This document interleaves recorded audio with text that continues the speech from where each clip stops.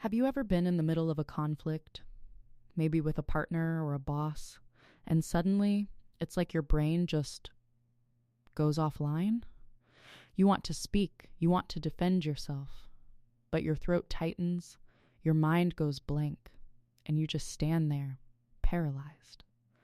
If you've ever felt like a deer in headlights during an argument, you aren't weak or lazy.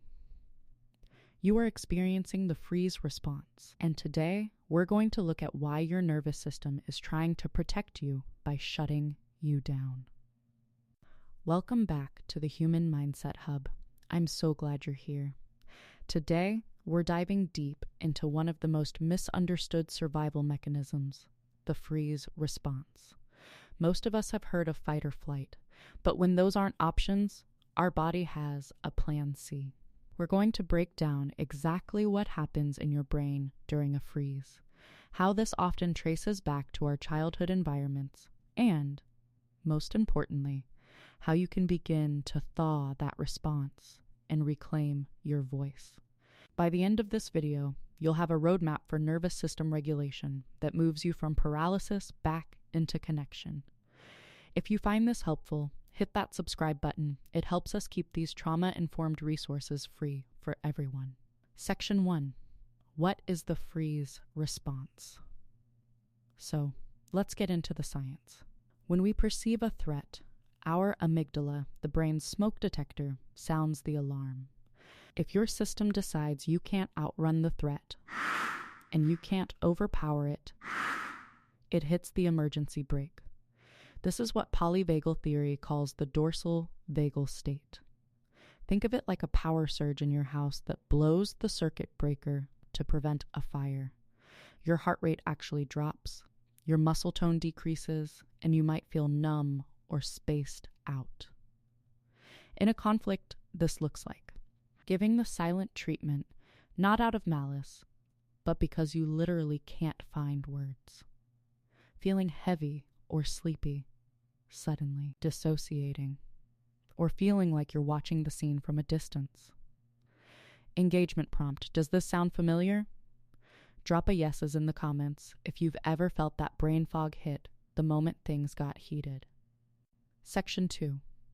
The childhood roots.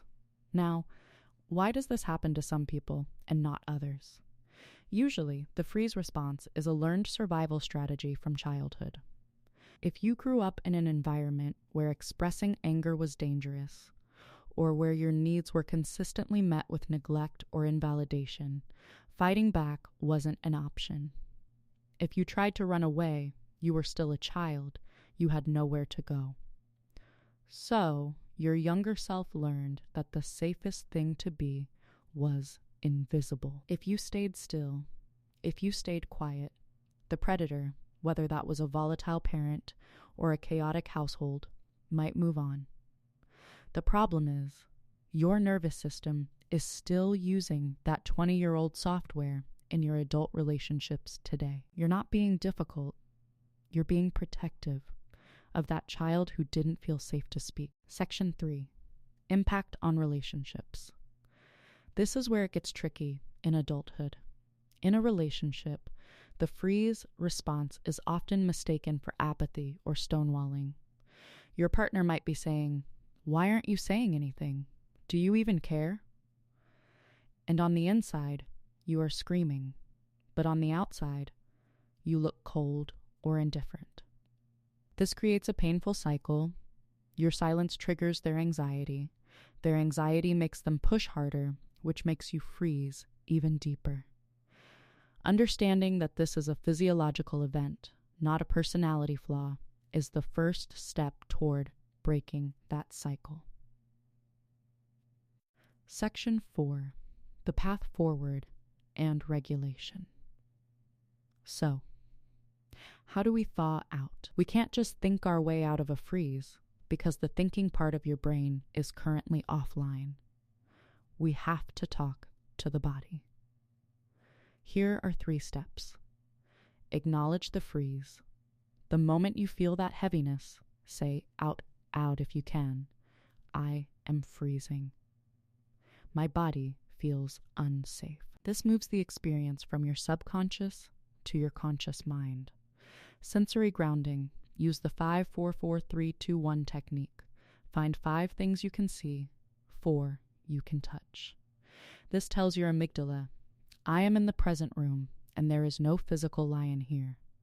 Micro movements. Since freeze is about immobility, start small. Wiggle your toes. Shake your hands. Hum a low note to stimulate your vagus nerve. You're signaling to your system that it's safe to move again. Section 5. Shame reduction. I want to remind you, there is no shame in freezing.